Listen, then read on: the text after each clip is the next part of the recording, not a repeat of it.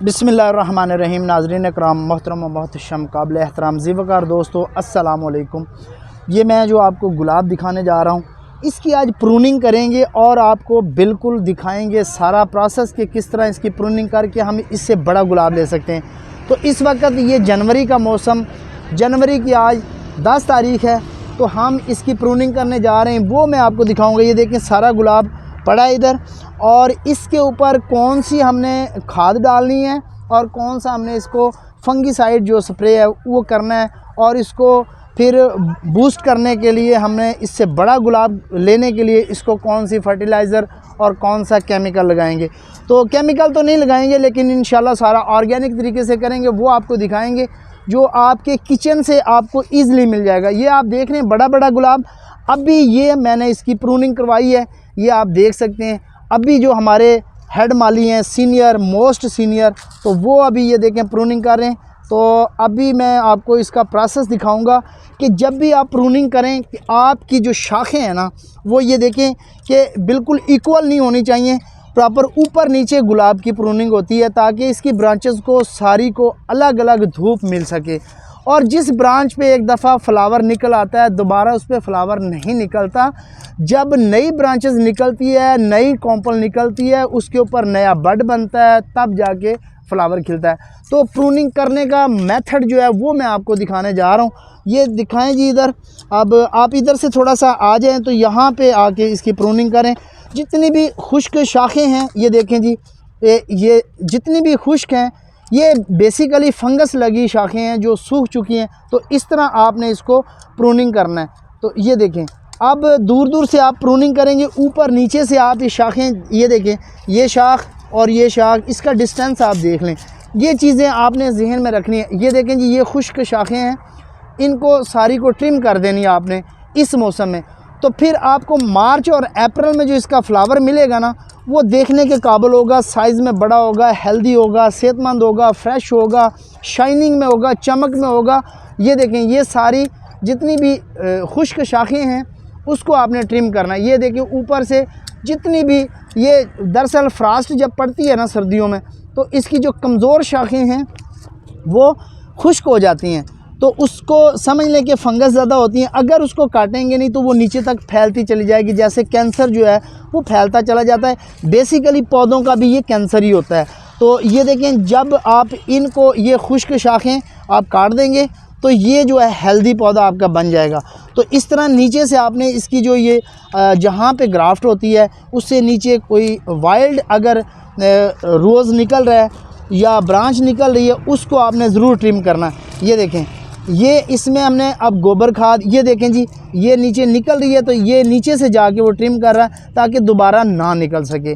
तो इस तरह की चीज़ों का आप ध्यान रखेंगे तो आपका गुलाब जो है ना पूरा साल फ्रेश रहेगा। और इस मौसम में थोड़े से इसके पत्ते कम हो जाते हैं और इसमें काटने में भी आसानी होती है। ये देखिए, जितनी भी खुश्क शाखें हैं उनको आपने इस तरह ट्रिम करना है कि आपका जो पौधे की शाखें हैं ऊपर नीचे हों, बराबर ना हो। कैनोपी नहीं बनानी आपने। अगर आप कैनोपी बनाएंगे तो वो छतरी बन जाएगी। छतरी बनने से आपके बाज़ शाखों को धूप नहीं लगेगी। जब धूप नहीं मिलेगी तो फिर आपका पौधा जो है ना वो अच्छे गुलाब नहीं बना पाएगा। और इसके बाद हम क्या करने जा रहे हैं, इसको फर्टिलाइज़र कौन सी देनी है, और इसके ऊपर हमने इसको बूस्ट करने के लिए, यानी कि पौधे को हेल्दी बनाने के लिए, इसकी ब्रांचेस को हेल्दी बनाने के लिए हमने क्या करना है, वो अगला प्रोसेस मैं अभी दिखाता हूँ आपको। आपने पुरानी गोबर खाद लेनी है और गमले को तकरीबन 2-2 इंच भर देना है। आपने इस तरह गोडी करनी है। ये देखें, जैसे हमने इनकी सभी की गोडी कर दी है। ये आप देख लें, पूरा बेड ये अभी ट्रिम किया है। तो हमने कहा थोड़ा सा ट्रिम करके आपको दिखा भी दें और बता भी दें। ये देखें, कोई भी इक्वल नहीं है, सारे जो हैं ऊपर नीचे हमने इसको ब्रांचेस को जो है ना काटा है, ताकि प्रॉपर धूप जो है ना हर ब्रांच पे लगे। तो ज़्यादा ओवर वाटरिंग करेंगे तो ओवर वाटरिंग से आपके जो रूट्स हैं ना वो भी कमज़ोर होते हैं, उसमें फंगस आ जाती है और पत्तों पे भी फंगस आ जाती है। तो इसको खुश्क रखना है आपने, सर्दी का मौसम है। ज़्यादा ओवर वाटरिंग से आपका जो पौधा है उसके रूट्स डिस्टर्ब हो जाते हैं।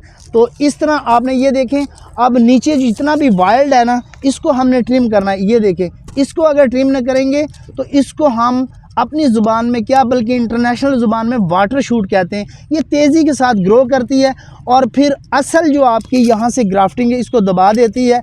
ये स्लो ग्रोथ होता है, लेकिन वाटर शूट जो निकलती है वो बहुत फास्ट ग्रो करती है और इस तरह आपकी ओरिजिनल को दबा के तो सारा आपका गुलाब वाइल्ड हो जाएगा।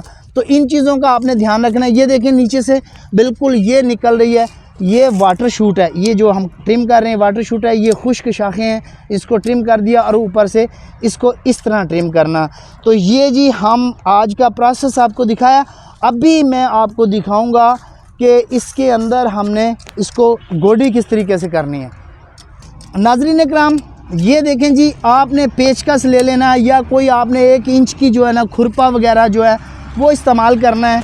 तो इस तरह आपने तकरीबन 3-3 इंच गहरा आपने इसको चलाना है ताकि इसके रूट्स जो है ना अंदर वहाँ तक आपका पेचकस जाए और आपके रूट्स को कुछ भी नहीं होगा।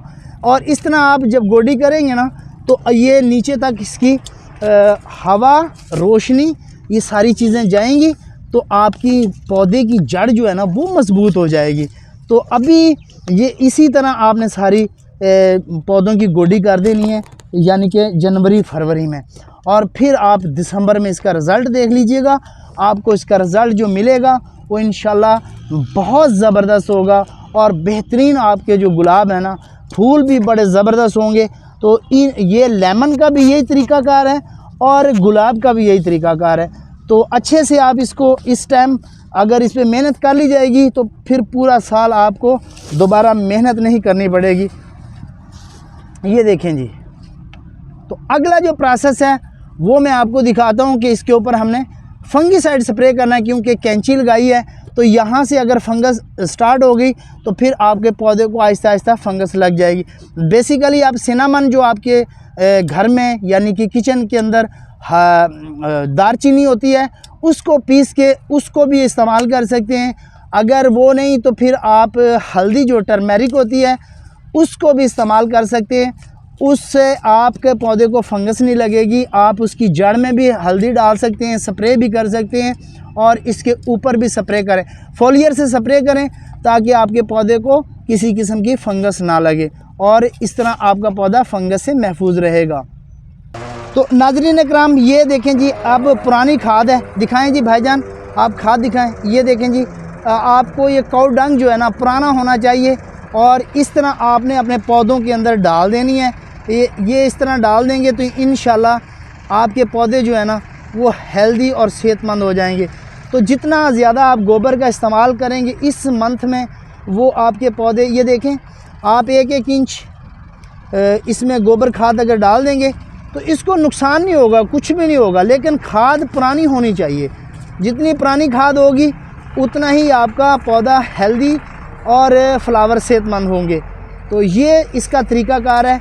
तो ये हमारे जो गार्डनर हैं बड़े सीनियर, मोस्ट सीनियर हैं, तकरीबन इनको 30 से 32 साल हो गए हैं यही काम करते हुए और गुलाब के बड़े स्पेशलिस्ट हैं। ये इस काम के भी बड़े स्पेशलिस्ट हैं। तो ये माशाल्लाह आप देखें इन्होंने ट्रिमिंग जो की है, इसकी प्रूनिंग की है गुलाब की, वो भी आपके सामने है और आप देख भी रहे हैं। अभी हमारे पास काफ़ी गुलाब पड़ा है, इसको हम 2-3 दिन के अंदर क्लियर करेंगे सारे को और इसकी सारे की प्रूनिंग ट्रिमिंग करके फिर इसके जब फ्लावर आएंगे और इसकी ब्रांचेस बनेंगी वो मैं आपको ज़रूर दिखाऊंगा। ये देखें जी, ये बहुत सारी अभी जो है ना प्रूनिंग रह रही है और इसी तरह ये सारी प्रूनिंग करनी है। ये आपके सामने है। तो ये हमारे जो सीनियर हैं एक बहुत ज़बरदस्त ये काम करते हैं। और ये देखें जी, अब अगर इस पे गुलाब आ भी रहा है तो इसको आप बिल्कुल ख़त्म भी कर सकते हैं, लेकिन अगर छोड़ना चाहते हैं छोड़ भी सकते हैं, कोई प्रॉब्लम नहीं। ये देखें जी, ये सारा गुलाब हम इसी तरह करते रहेंगे। ये देखें ग्राम, अब हम गुलाब को जो बूस्ट करने के लिए चीज़ डाल रहे हैं वो क्रॉप गोल्ड के नाम से है। तो ये NPK फर्टिलाइज़र है, लिक्विड के अंदर बनाई हुई है। तो इसके हम 2 ढक्कन डालेंगे 10 लीटर के अंदर और दूसरी हम जो इसमें डालने लगे हैं चीज़ वो मैं आपको दिखाता हूँ कि वो किस लिए है। ये देखें, ये टर्मीफ्लोरा है मेडिसन। तो ये गुलाब को बेहतरीन जो रिज़ल्ट और दीमक से जो फंगीसाइड होती है, सेक्टिसाइड होते हैं, इंसेक्टिसाइड के बचाव के लिए भी, फंगस के बचाव के लिए भी ये बेहतरीन है और इसी से दीमक जो है ना ना वो भी नज़दीक नहीं आती। तो यहाँ पे दीमक का बड़ा प्रॉब्लम होता है। इससे ये दो चीज़ें हम मिक्स करके अब गुलाब को हम करने लगे हैं स्प्रे। तो आप हमारे साथ रहिएगा, मैं आपको पूरा मेथड समझाऊँगा कि आपने पौधों को नहलाना है। तो नाज़रीन इकराम, ये हम जो है ना एक बोतल जो छोटी सी है 500 ml की, तकरीबन नहीं 200 ml 250 ml की है, तो ये हम डाल के इसको अभी तैयार करते हैं महलूल इसका। नाज़रीन इकराम, ये जो है ना अब हम इसमें पूरी ये उंडेल देंगे और 10 लीटर पानी है और उसके अंदर 2 ढक्कन हम जो है ना NPK लिक्विड, जो हमें पौधे को मज़बूत करेगा, जड़ों को मज़बूत करेगा और गुलाब का जो साइज़ है उसको बड़ा करेगा, ये चीज़ जो है ना डालना बहुत ज़रूरी है। क्योंकि अब इस वक्त फोग और फ्रास्ट बहुत ज़्यादा है।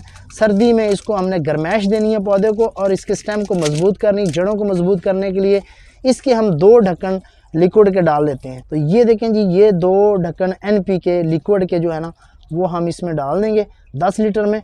और ये बड़ी पावरफुल टॉनिक है, तो इससे हमारे जो पौधे हैं ना और बहुत ज़बरदस्त ग्रो करेंगे।